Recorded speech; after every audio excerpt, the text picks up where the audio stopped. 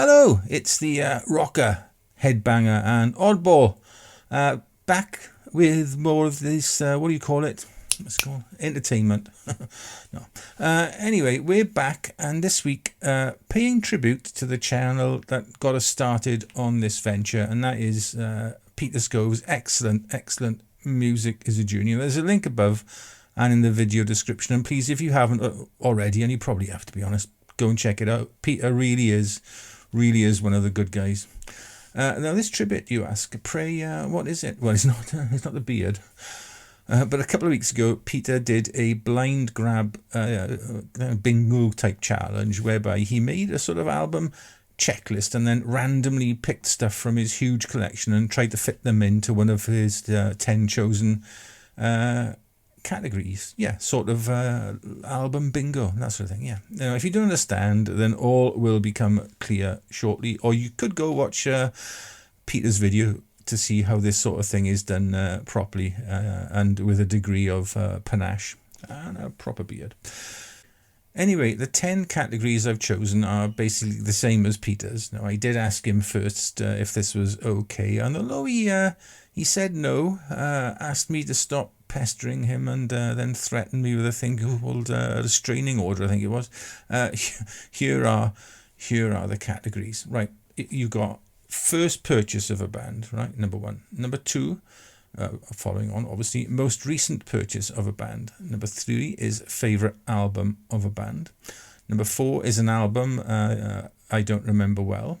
Number 5 is an album by a band I dislike. Number 6, an obscure / I did say I'd stop doing that. Unpopular album, a classic old album, a very good recent album, i.e. from the last 10 years or so. An album I've never listened to. Now, I had to choose this one instead of a non-English speaking album, as I know I have none of those. And strangely, I do have some albums gifted to me that I've not listened to for one reason or another. And finally, an unusual album in my collection. Now, I encountered 2 issues with picking my albums. Firstly, my collection is much smaller than Peter's, totaling just over 400 records and CDs, some of which are a duplicate, making for an overall unique pieces of music collection, if you see what I mean, of exactly, actually, 354 albums. And also, mine are stored or catalogued correctly, and that's alphabetically by artist and then by year of release, and not in the completely seemingly random manner that Peter stores his. They're also in 2 different rooms in my house, and all this is going to make for like reaching behind me or into a box, a manual random selection of items that way, a little bit tricky. Anyway, Peter, as an aside, perhaps you could do a video on how exactly you do catalogue your massive collection of music and then actually find something within it. So, right, instead of a blind grab, here's what I did. I created a spreadsheet of all my records and CDs to record my entire music collection, which amounts, as I said, to 354, 355, I can't remember now, unique recordings on either vinyl or CD. And where I have both, obviously, vinyl would take precedence. Then instead of reaching blindly for an album, I needed to devise a different random method. So, enamored with and inspired by Steve at All the World's a Stage's spinning wheel of doom, I'll ask my own wheel that I got from a place I found called the internet, I think, to pick 10 albums right before your very eyes. Now, the word genius is often bandied about, but come on, it's appropriate here, isn't it? Now, if the chosen album matches any of my criteria on my list, then I'll cross that criteria off. If it doesn't, then that's a strike. 3 strikes and I'm out. I've lost, but I'll carry on until I picked all 10. No short-changing here at Careful With That Axe, Eugene.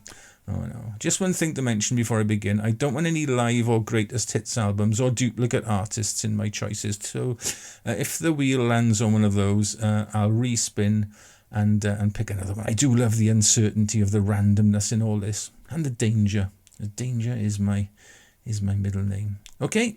Heareth we goeth.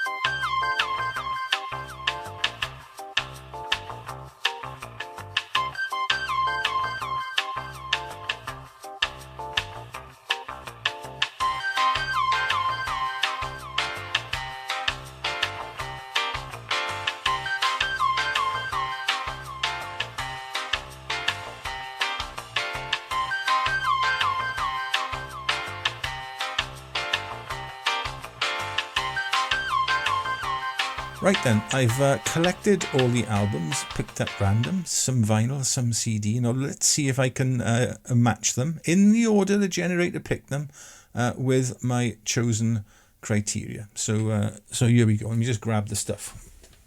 Where is it? Here it is.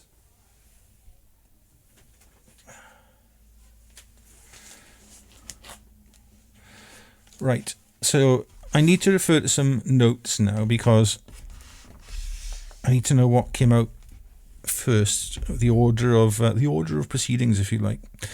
Bear with me. This is award-winning. I hope Sony are watching because this really is award-winning stuff. It's in here somewhere. I made a list. Current. Here we go. Right then. Right, the first album picked by the random Wheel of Doom was this. Genesis, A Trick of the Tail. Now this is quite an easy one for me to fit into a category. I've been collecting early Genesis albums. I'm going to put it down. Collecting early Genesis albums. Where's my list? Oh, it's like, Slick. Oh, I've lost my pen now. Ah, there it is. Slick doesn't come close to describing this, does it? So, this fits in to the most recent purchase of a band because even though it was released some time ago, it is the most recent Genesis album I bought. So I can cross that out. Right then, next up was a CD, and it was this one. It was AC/DC, For Those About to Rock. There we are, nice CD. Not in a jewel case, in like one of these cardboard cases with a little slip insert with a booklet. This is how CDs should be done, shouldn't it? Let's be honest. Instead of just like, sometimes these days you just get like a plastic envelope with a disc in and that's it. Anyway, AC/DC, For Those About to Rock. And I'm going to put that, well, I'm going to put it down here. And then I'm going to put it down here as a classic old album, I think. A classic old album. Doesn't fit into anything else. First purchase haven't been done. First purchase didn't fit there. Most recent that's done. Favourite album? No. Album I don't remember. No. It's a classic old album. So we'll cross that one off. Next up is from the random Wheel of Doom, or the Doomanizer. Should I call it that? The Doomanizer. Is this one? Which I hit the microphone. Oh, I got fluff on my microphone. Sorry. This really is award-winning content, isn't it? Right, it's this Kate Bush, Hounds of Love. This is a Fish Brothers reissue. Where can I fit this? It's not my favourite Kate Bush album. I'm gonna put this down as an unusual album in my collection, and I'll tell you for why in a minute. Let me just cross it off here though first. It's because Kate's first couple of albums were normal sort of albums with songs on, side A with 5 songs and side B with 5 songs. This, however, on the B side has, it's a suite. It's called The Ninth Wave. Made up of various movements. Dexter's barking in the background, I don't know if you can hear him. Made up of various movements, and I do love listening to that. It's very ethereal, very relaxing. It takes you away on a little journey. So I'm going to put that one down as an unusual album in my collection. Next up was this one, and this is an easy one for me to think. It's Fair Warning by Van Halen, and this is an album I've never listened to. Would you believe? Now, as the vinyl collector in the family, usually you go out visiting and people say, "Oh, you collect records, don't you?" And you go, "Well, yes. Well, you can have these." And I was given somebody's complete collection of Van Halen albums. Would you believe? I'm not an enormous Van Halen fan, but I haven't listened to that one. Fair warning. Sorry, I just haven't. So anyway, I can cross that off as an album I've never listened to. Next up was another CD, and it was this one, Bruce Springsteen, Born in the USA. I see I messed up, because I could have put this as a classic, couldn't I? Right. It's not a first purchase. It's not my favourite Bruce Springsteen album. It doesn't fit in to an album I don't remember well. This album I dislike, obscure, unpopular. So that's my first strike. Born in the USA is strike one. Right. Next up is a Black Sabbath, another CD, I'm afraid. Mob Rules. The sort of like purple CD. Right, where can I fit this in? I'm gonna say this is an obscure or unpopular album, and I'll tell you why in a minute. It's because basically a lot of die-hard Sabbath fans, and I don't include myself amongst that sort of number, but a lot of die-hard Sabbath fans don't like the fact that Ozzy Osbourne was replaced. So I'm going to put this down as an unpopular album. Not unpopular per se, but unpopular with certain elements of the Black Sabbath fan base. How's that sound? Now, I saw Black Sabbath with Ronnie James Dio on the Heaven and Hell tour, and I quite like him, but I know that some Sabbath fans balk at the fact that Ozzy's no longer singing, or was replaced at that time, and also Bill Ward didn't play on that, did he either? It was one of the one of those brothers. Can't remember which one. No, either Vinny or Carmen. I think it was Vinny, was it? Played with Black Sabbath. Anyway, I'm going to put it down as that. Right then. Next up was the last of the CDs, Discovery by ELO. And I got to be honest, I think this is going to be, this is another strike. I can't fit that, and there's not really categories left. It certainly wasn't the first purchase. It certainly isn't a favourite album by ELO. It's not an album that I don't remember well. And it certainly isn't an album by a band I dislike. So, strike two. Strike two! Right then, next up, Supertramp. Even in the quietest moments. I think this is quite an easy one for me to fit in. This is an album I don't remember well. I like Supertramp. What's on this album? Give a Little Bit. I remember that one. And then you've got... Oh, God. Hang on. Sorry.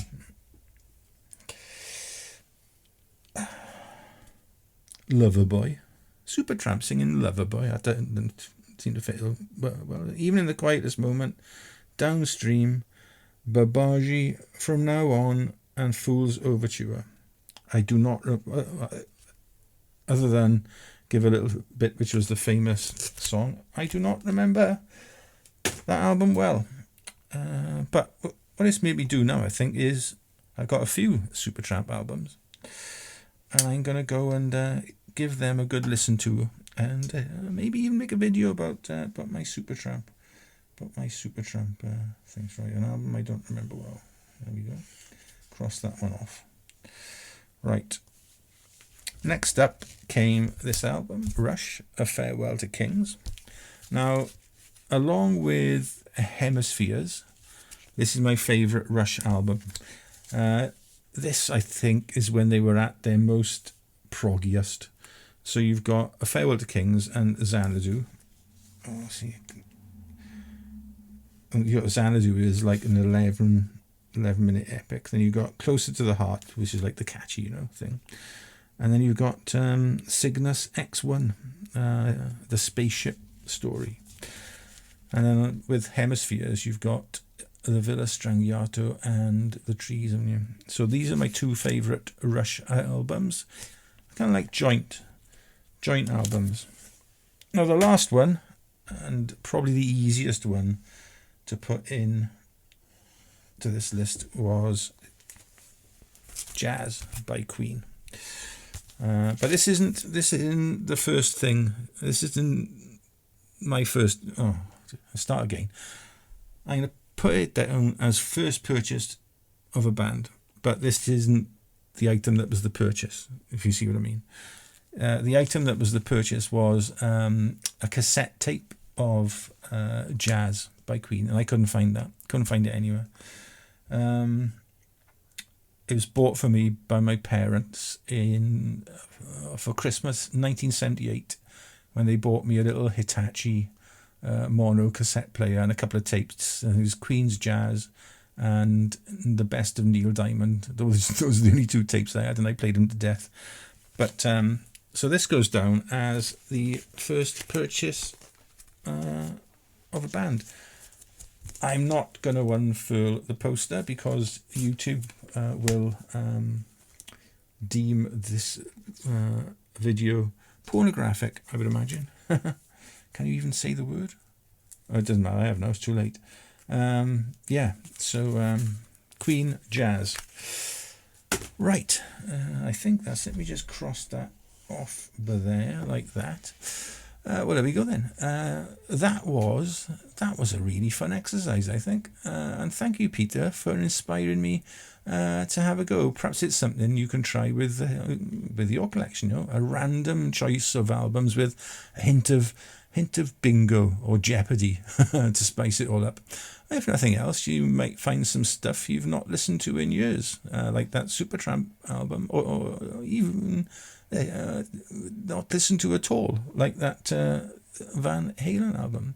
Or it may even reunite you with a forgotten firm favourite. Who knows? Give it a go anyway. Give it a go, and tell Peter that I sent you. Tag him in it or whatever. I don't think it is an official tag, but yes, have a go and let Peter know. Right then, that is it for this week. Next week, I'm having a go at the Japan vinyl tag thing set by Brian at was it? I can't remember the name of the channel now. Tokyo Records, something like that. No, I'll put the name of the channel in the thing now. Right then, but it's Brian, and I have a go at that thread. Right, so we'll see you then. But until then, be nice, okay? Ta-da.